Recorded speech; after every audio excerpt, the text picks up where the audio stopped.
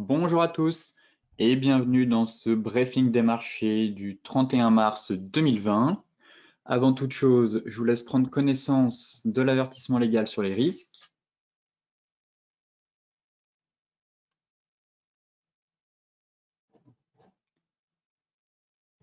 Et tout de suite, on va prendre la température des marchés avec les bourses européennes qui ont terminé en hausse lundi. Comme vous le savez, tiré par la progression marquée de Wall Street déjà à la mi-séance. De plus, la prolongation des mesures de confinement aux États-Unis ayant rassuré au moins temporairement les investisseurs quant au risque d'une pandémie plus longue et plus coûteuse encore estimée jusqu'à présent. L'annonce par l'administration américaine d'une probable prolongation jusqu'à fin avril des mesures de confinement et de distanciation sociale en vigueur semble avoir rassuré les marchés sur leur capacité à contenir la propagation du virus et pris le pas sur les risques économiques qu'elle implique. Par ailleurs, si la prolongation du confinement dans plusieurs pays nourrit les scénarios noirs en matière d'activité économique, les investisseurs ont bien accueilli la décision de la Banque populaire de Chine de réduire l'un de ses principaux taux d'intérêt à court terme et d'injecter 50 milliards de yuans de liquidités à 7 jours sur le marché monétaire. Côté US, Wall Street a redonné de l'énergie aux investisseurs hier, entraînant dans le vert quasiment tous les marchés boursiers européens, malgré la descente aux abysses des prix du pétrole au plus bas depuis 2002. Effectivement, frappé de plein fouet par la chute de la demande d'or noir face à la pandémie, ainsi que par la guerre des prix à laquelle se livrent, comme vous le savez, l'Arabie saoudite et la Russie, les prix du pétrole ont notamment plongé à leur plus bas niveau depuis 2002. Les bourses US ont commencé la semaine en hausse, soutenues surtout par les valeurs de la santé, alors que les investisseurs sont à l'affût d'actifs devenus particulièrement abordables et susceptibles de résister aux chocs économiques provoqués par le coronavirus. Parmi elles, on compte bien sûr Johnson & Johnson qui a fini en tête du Dow Jones avec un gain de plus de 8%, à la suite d'un accord à 1 milliard de dollars avec l'administration Trump sur la création de capacités de fabrication de vaccins contre le coronavirus qui pourraient être disponibles début 2021. Côté macro maintenant, ici c'est un graphe concernant la récession en Allemagne à venir pour 2020. Je vous avais déjà montré ce graphique il y a plusieurs jours, il me semble, avec la première prévision était basée ici, à moins de 8. Et en fait, je vous mets ce graphique pour vous faire un parallèle avec le graphique que j'ai publié hier sur le PIB au deuxième trimestre américain. Et on voyait des prévisions de moins 30 allant de moins 8 pour Morgan Stanley, qui était la pire prévision, avec Bloomberg Economics, lui, qui tablait sur moins 8. En fait, c'est juste pour faire un parallèle et vous montrer que finalement, j'ai envie de dire que personne ne sait concrètement quel va être l'impact, puisque les conseillers actuellement allemands du gouvernement allemand prédisent, eux, que la pandémie de coronavirus causera la pire récession de l'Allemagne depuis la crise financière mondiale. Et les prévisions pour 2020, elles varient de 2,8 à 5,4% de contraction du PIB si les restrictions durent plus longtemps ou si la production est encore interrompue. Donc à la base, on était sur un scénario à 2,8 de contraction. Là, on passe à 5,4 dans le scénario le plus pessimiste, on va dire. Mais ça montre à quel point il y a un delta, je trouve, entre les analyses qui est assez impressionnant. On n'est pas sur un écart de 0,1 ou 0,2%. Là, on est sur un écart de plusieurs pourcentages, ce qui est relativement élevé.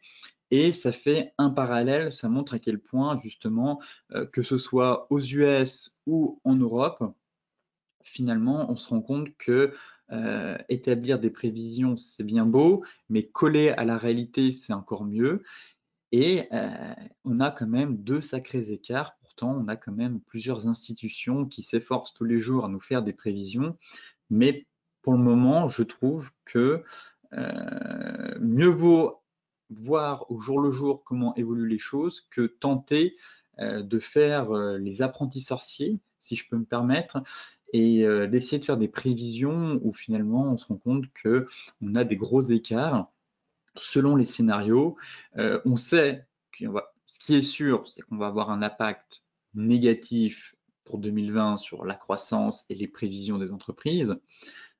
Derrière, savoir si ça va être moins 30 ou moins 8, ou si là, ça va être à quelle sauce on va être mangé, si ça va être du moins 30, du moins 8, ou du moins 2,4 ou du moins 5,8, j'ai envie de dire tout simplement qui vivra verra. Ça ne sert à rien d'anticiper trop rapidement, étant donné qu'on manque tout simplement de visibilité. La seule chose qu'on sait actuellement, c'est que oui, ça va plonger des pays en récession, ce qui est déjà le cas. Après, reste à savoir l'ampleur des dégâts, mais pour ça, mieux vaut avancer step by step, petit à petit, et de se dire, tiens, finalement, oui, on rencontre d'autres problèmes, oui, il y a des problèmes avec les entreprises, il y a des risques de faillite si l'État n'intervient pas, et avancer au jour le jour que faire des prévisions comme on a pu l'avoir avec Goldman Sachs sur un S&P à 2000 et repartir sur un S&P à 3002, 3004 d'ici la fin de l'année. C'est des prévisions qui sont un peu tirées par les cheveux, je trouve, et c'est pour ça qu'il est plus pertinent, à mon sens, c'est mon opinion, de voir, d'avancer à jour le jour et d'essayer de voir la lumière au bout du tunnel sans partir dans des scénarios extrêmement pessimistes ou extrêmement optimistes, sachant que on manque en fait de visibilité tout simplement. Ici, c'est le PMI manufacturier chinois, donc qui a eu lieu cette nuit. C'est un peu le graphique du jour, très inattendu le chiffre. Il me semble que le consensus était sur un 45. Le résultat était de 52. Pour rappel, en dessous de 50, on estime qu'on est dans une contraction de l'activité. Au-dessus de 50, au contraire, on est dans une expansion de l'activité. Le chiffre est ressorti à 52. C'est vrai que je ne m'attendais pas à un chiffre aussi bon venant des PMI. Après, bon, bien sûr, j'ai pu voir sur les réseaux des théories un peu complotistes en disant que les chiffres étaient manipulés, comme en Chine, où bien souvent les chiffres chinois sont à prendre avec des pincettes. Certes, moi, ce que j'ai envie de vous dire, ce qui compte dans ce chiffre, ce qui importe surtout dans ce chiffre chinois, c'est son impact sur le marché et pas sa véracité, tout simplement. Quand vous aurez compris ça, eh bien, vous aurez compris pas mal de choses sur les marchés. Finalement, c'est de savoir comment le marché, lui, interprète ce chiffre, plutôt de se dire le chiffre est un 52, quasiment on retourne sur les plus hauts de 2017, alors que juste avant, le pays était quasiment à l'arrêt. Voilà, moi, ce qui m'intéresse, c'est comment le marché décide d'interpréter ce chiffre, plutôt de me dire est-ce qu'il est vrai ou pas. Passons au graphique maintenant. Alors, un peu plus court que d'habitude, étant donné que nous avons les stratégies bourse à 14 h cet après-midi. On va faire un point assez rapidement. Je reviendrai plus en détail cet après-midi sur l'ensemble des actifs. Pas grand-chose à dire sur les indices, hein. Ça reprend un peu de hauteur, ça consolide, ça cale. On a ouvert avec un gap. Voilà, depuis ce matin, on a ouvert avec un gap. Bon, ça prend pas, quoi. On est juste ouvert avec le gap. L'open égale le. Actuellement, le cours actuel égale l'open. Pas grand-chose à dire. Le marché se cherche. On a eu quelques bonnes news venant de Donald Trump, les banques centrales toujours en soutien. Bon, il faudrait un peu plus de catalyseurs. Il faudrait un peu plus de catalyseurs pour que ça prenne un peu de hauteur. Dans le meilleur des scénarios, c'est d'aller chercher le gap ici à 4006, qui n'a pas été comblé, qui représente quasiment les 38% de Fibonacci. Mais pour le moment, pour moi, en tout cas, on est plutôt dans un range. On a la moyenne mobile 201 heures qui va venir talonner les prix. Pourquoi pas avoir un range compris entre 4230 et 4500, et puis avec un excès sur les 4006 pour avoir pour aller chercher le gap qui est comblé. Mais vous voyez, pour le moment, le marché est complètement indécis, je trouve. On est sans grande direction. Certes, les PMI ont poussé les indices à ouvrir avec un gap haussier, mais derrière, le marché ne prend pas et ne paye pas cette hausse. Donc, on est plutôt dans l'attente. Voyons voir ce que vont faire les US, si pour eux, ça va continuer sur la hausse d'hier ou pas, stabiliser. Mais voilà, on stabilise. Force est de constater qu'on stabilise actuellement entre les deux bornes que je viens de vous citer. Le point pivot pour moi, c'est les 4002. Si on casse les 4002, dans ce cas-là, on ira chercher un peu plus bas en direction des 4000, voire combler le gap qui est juste ici. Vous voyez. Donc, ça ouvre la voie. En tout cas, le marché a de la place pour aller chercher ce gap-là, si jamais ça devait casser et repartir à la baisse. Mais pour le moment, on va rien anticiper. On est plutôt dans une phase de consolidation et éventuellement d'une épaule, tête, épaule. Il faudrait aller voir sur les futurs si c'est une meilleure tête.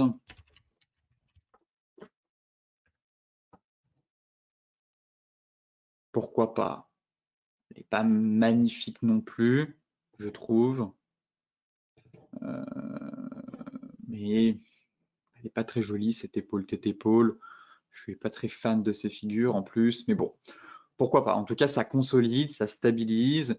Si on retourne là et qu'on casse, voilà, c'est le pivot à retenir. Pour moi, c'est les 4002. Sinon, c'est d'aller chercher le gap sur le cash qui a été laissé ouvert à 4600 points. Concernant le DAX, c'est tout simplement la même chose. On est dans un range. La moyenne mobile 200, 1 heure vient coiffer les prix, on stabilise, on est dans un range compris entre 9410 et 10 050. Je vais passer sur le futur puisque le range est plus beau, on a un historique un peu plus long. Voilà. C'est le graphique que j'ai posté sur Twitter ce matin en disant tout simplement que pour le moment l'indice était dans un range compris entre 9400 points et 10 050. Donc là actuellement on tente, on teste, on travaille la borne haute tout simplement. Toujours pas de chandelier de retournement, je trouve, sur une tête de temps 1 heure, si ce n'est ce petit doji. Mais voilà, c'est soit on a un flux haussier, on consolide, on casse et on va chercher le gap qui a été laissé ouvert sur le cash. Soit au contraire, ça manque de peps et puis c'est une nouvelle rotation des prix à l'intérieur du range. Et si on casse, eh bien, on ira chercher les 9145 et les 8830. Pareil, on fera le point cet après-midi dans les stratégies bourse, essayer de voir si on a eu un peu d'évolution concernant le test actuel de la borne haute, si on va échouer ou au contraire casser pour aller chercher les 10 000, sinon c'est d'aller chercher les 10 435 points dans un premier temps. Voilà un peu concernant la stratégie sur le DAX, phase de range, trading range actuellement. Le Dow Jones. Le Dow Jones, voyons voir là, c'est la bougie de la veille. Bon, ça consolide aussi, on retourne sur les 38. Finalement, on n'a pas fait de nouveau plus haut, on est tout simplement retourné sur les 38,2 de Fibonacci. Pareil, pourquoi pas avoir un petit range 1 heure.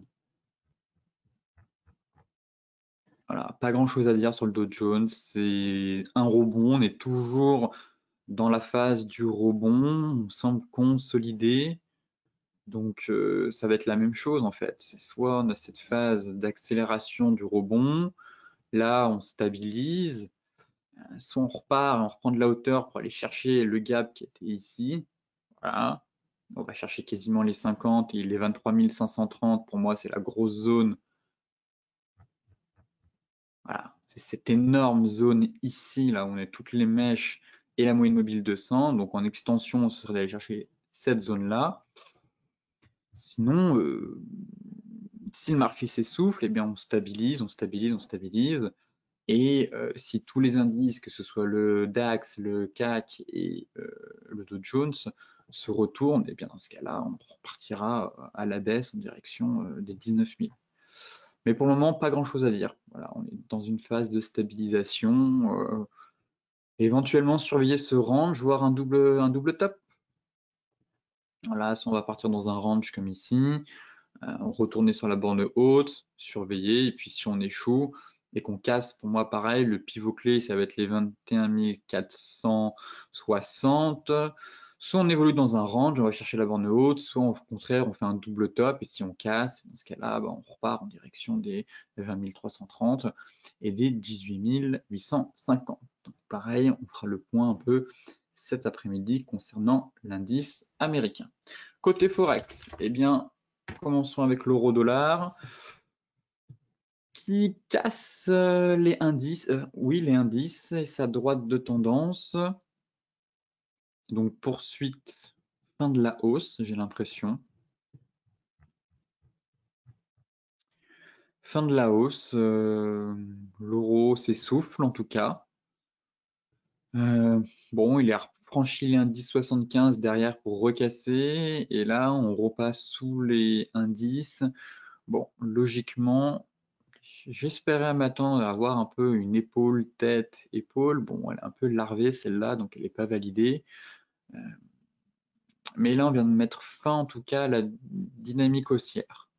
Donc là, les vendeurs prennent l'ascendant psychologique, gardent la main, enfin, du moins prennent l'avantage en tout cas, ont l'avantage sur cette paire. Et pareil, on se dirige vers les 1,0940. Donc, ce qu'il faut aller chercher, c'est les 1,0940 et pourquoi pas les 1,09 tout simplement. Si je mets un Fibonacci, voilà. Bon. Pareil, en vague de baisse, vague de hausse. Donc, dans cette vague de hausse, si on est dans une correction de la vague de hausse, d'un point de vue de Fibonacci, ce serait d'aller chercher les 1,09, les 50%. Dans un premier temps, ce serait les 38.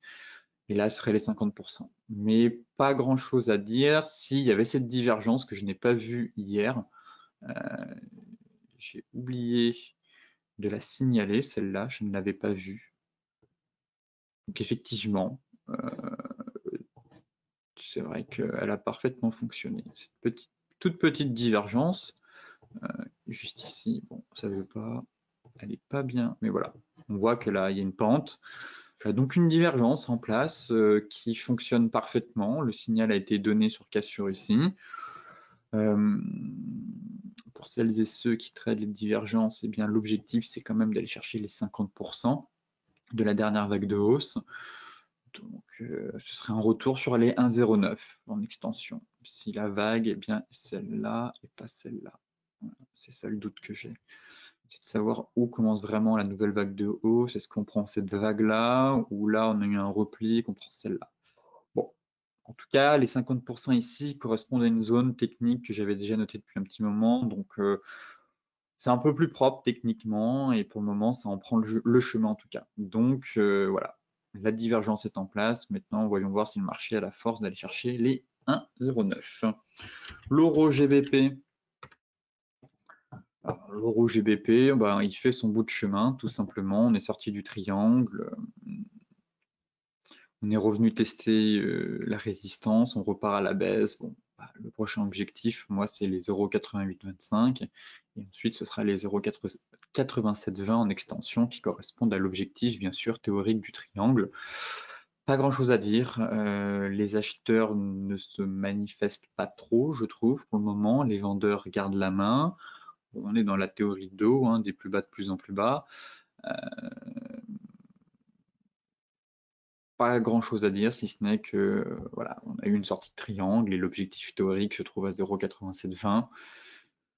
Et que tant qu'on ne repasse pas au-dessus des 0,8990, pour moi, les vendeurs gardent la main sur cette paire. Euro CHF.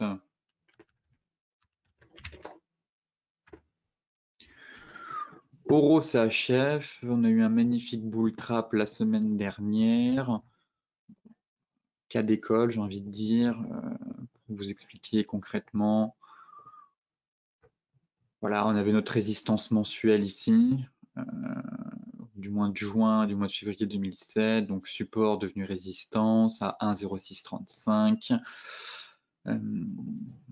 Vendredi, l'euro du moins en fin de séance, s'est offert le luxe de vouloir sortir par le haut de son canal baissier, stopper direct par les 1,0630 avec la moyenne mobile 50, qui est très importante quand on est dans une dynamique baissière. On peut le voir sur le pétrole, sur beaucoup de paires, elle vient vraiment bloquer les prix. Et c'est intéressant de voir si on a des changements de retournement quand vous avez une moyenne mobile 50 qui est assez pentue, comme c'est le cas ici. En plus, on est sur une zone technique, puisqu'on est sur la zone mensuelle. Et derrière, on a tout simplement eu une magnifique étoile du soir avec réintégration du canal. Donc, le bull trap typique sur zone, réaction des prix avec un chandelier de retournement, et l'euro réintègre son canal et se dirige concrètement vers les retours vers les plus bas, vers les 1,05 40, 1,05 35. L'euro, la reprise haussière, c'est pas pour tout de suite. GBP USD pour finir le Forex. Ça consolide, on marque un repli, on est compressé entre les 61,8 et les 50% de Fibo. Bon, attendons de voir. Pas de signal de retournement. Donc la question, c'est de savoir, est-ce qu'on est dans un repli parce qu'on a pris 1000 pips. Là, on a quand même pris 1000 pips. C'est pas rien. C'est pas rien. Voilà. Quasiment 10% en ligne droite. En seulement quelques séances. Donc la paire a accéléré de 10%, 1000 pips. Donc une consolidation est légitime. Donc est-ce que c'est une phase de repli, comme on dit, pour reculer, pour mieux sauter, pour aller chercher ce gros niveau ici, moyenne mobile 200, moyenne mobile 50, résistance horizontale à 1,27, ou au contraire, est-ce que c'est un essoufflement de la reprise haussière pour aller chercher plus bas? Voilà. Voilà ce qu'il faut surveiller et ce qu'il faut se poser comme question. Malheureusement, j'ai pas plus de signaux que ça, si ce n'est que pour le moment, on est sur les 50%. Si on casse les 50%, éventuellement, on pourra aller chercher plus bas. Ce sera un signal, mais j'ai aucun signal de retournement, que ce soit via mon indicateur, que ce soit via les prix, les chandeliers. Bon, il y a juste de casser la moyenne mobile 50. Mais on est sur support, donc vendre un support, c'est jamais bon. Acheter, pareil, je trouve qu'on manque de visibilité. Il n'y a pas trop de chandeliers de retournement pour le moment. Donc, j'ai tout simplement envie de vous dire qu'il faut laisser du temps au temps. Voilà. Et ne pas se précipiter. Il y a des opportunités ailleurs. Donc, attendons de voir ce que va faire le marché. Il faut laisser le marché venir à nous et c'est pas à nous d'aller au marché. Voilà. Quand le marché ne fait rien, hésite, eh bien, on va voir d'autres paires, d'autres opportunités et on s'attache les mains pour ne pas faire de bêtises, tout simplement. Le gold, les matières premières maintenant. Alors, le gold, bon, un peu sceptique concernant ce triangle finalement, étant donné que quand on a une accélération comme celle-là, qu'on consolide dans un fanion, il y a quasiment 85% de chances qu'on en sorte par le haut, puisqu'on a un rallye, fanion, et ça repart à la hausse. C'est pas comme si on avait un truc comme ça monte, ça cale, ça monte, on replie, ça monte, et puis là, on a une consolidation dans un triangle, vous voyez. Tac. Où là, oui, la sortie par le bas est envisageable, parce qu'on a une phase de mode purement théorie de dos, des plus bas de plus en plus haut, avec des replis. On consolide dans un triangle symétrique, et puis soit on a une sortie par le haut, soit on a une sortie par le bas. Ce qui est tout à fait voilà, logique, et dans ce cas-là, on peut se positionner. Là, ce qui me dérange, c'est qu'on est dans un rallye. En fait, on n'est pas dans cette phase-là, ici. On est dans un rallye, juste avant. Boum, on a eu le rallye haussier. Quand vous avez un rallye haussier, ce qu'on appelle le mât du disfigure chartiste, on verra ça au prochain webinaire, mais c'est quasi, je ne vais pas dire quasiment sûr parce qu'on est dans des probabilités, mais on a la probabilité est tellement élevée d'avoir une sortie par le haut, puisqu'on est dans un rallye, consolidation, rallye, et on reporte le mât. Et là, c'est exactement le cas, seulement qu'on en sort par le bas. Donc, je me dis, ça me dérange un peu. Je préfère supprimer ce triangle et partir dans l'optique qu'on est dans un range pour le moment. Voilà. Et qu'on est venu chercher la borne basse. Et que si on casse la moyenne mobile 200, on va être dans un double top. Double top et on ira chercher plus bas. Et que au contraire, si c'est finalement bien en range, et bien se mettre sur des unités de temps un peu plus courtes pour affiner tout ça et essayer de voir si on n'a pas des chandeliers de retournement pour viser la borne haute et derrière tout simplement accompagner le flux si on a une sortie par le haut pour aller chercher les 1655 voire les 1700. Mais j'enlève l'idée du fanion. Là, je pars plus dans un range avec pourquoi pas tenter des achats en bas, accompagner le flux jusqu'en haut. Et si ça casse, ça vous fait un trade avec un super ratio. Ou dans le cas contraire, si on casse la MM de 100, on validerait ce double top. Et dans ce cas-là, on irait chercher un peu plus bas. Voilà un peu le plan à prévoir sur le gold. Concernant le Brent, pas grand-chose à dire. On est sur notre zone, la fameuse zone, comme je vous le disais, hein, je peux comprendre que certains tentent des achats ici. Allez voir le SSI sur DailyFX sur le pétrole, c'est quand même impressionnant. J'étais stupéfait de voir que les particuliers étaient acheteurs de pétrole à plus de 80% depuis le 24 février, tout simplement. Ça donne beaucoup d'informations sur la psychologie.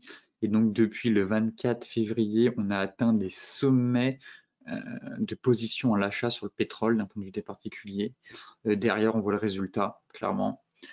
Mais on a atteint des niveaux records.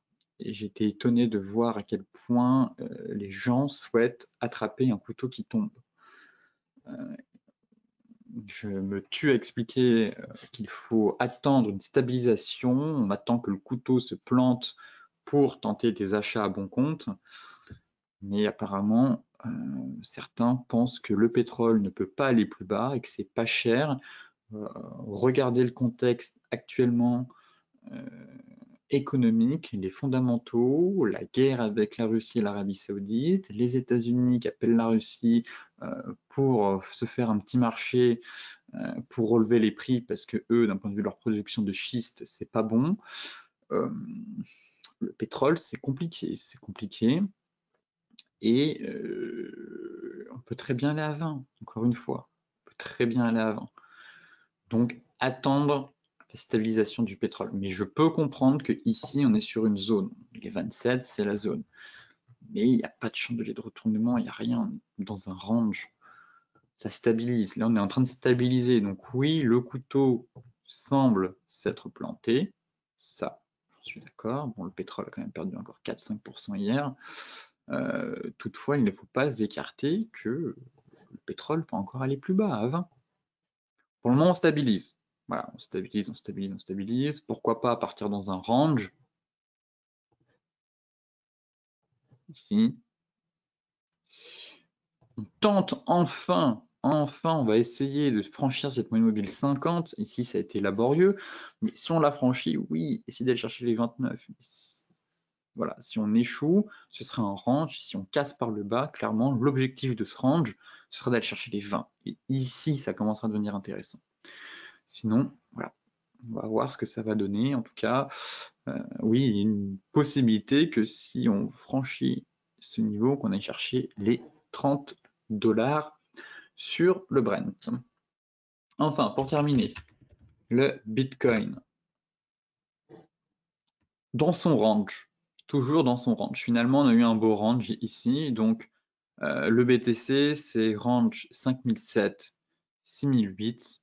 Pareil. En fait, tout est dans des ranges actuellement, que ce soit les indices, les cryptos, possible, ça stabilise. Pour le moment, ça stabilise. C'est en attente de catalyseur, peut-être haussier, peut-être baissier. Mais en tout cas, on stabilise. Là, pour le moment, le marché se cherche. Voilà ce que je constate. En journalier, bon, bah, on a une belle bougie, mais c'est un range. Voilà. Pour le moment, je ne vais pas prendre de décision en me disant oui, ça va repartir à 7630, ça va casser la zone. On est dans une énorme zone, ça c'est sûr. On travaille la zone de polarité. En dessous, ça va vraiment être baissier. Au-dessus, effectivement, c'est d'aller rechercher les 7630. Toutefois, à plus court terme, c'est dans un range. Voilà. Borne basse, borne haute. Actuellement, on est au milieu, il n'y a pas grand-chose à faire. Bon, ça peut devenir intéressant quand la MM200 va venir s'aligner sur la borne haute. Et si les prix commencent à revenir ici, voilà, ici, ça commencera à devenir intéressant, je pense. Si on casse, voilà, on aura une possibilité d'aller chercher un peu plus haut. Sinon, sur signal de retournement, eh bien, tout simplement de viser la borne basse. Et puis, si ça casse, d'aller chercher les 4975 $. Ce briefing des marchés touche à sa fin. Comme d'habitude, pour celles et ceux qui sont intéressés, je vous mets le lien de l'article dans la description de la vidéo. Pour les autres, on se retrouve cet après-midi à 14 h pour faire un point complet sur le Forex, les matières premières, les indices et les cryptos. Sinon, je vous dis rendez-vous demain pour faire un nouveau point sur les marchés.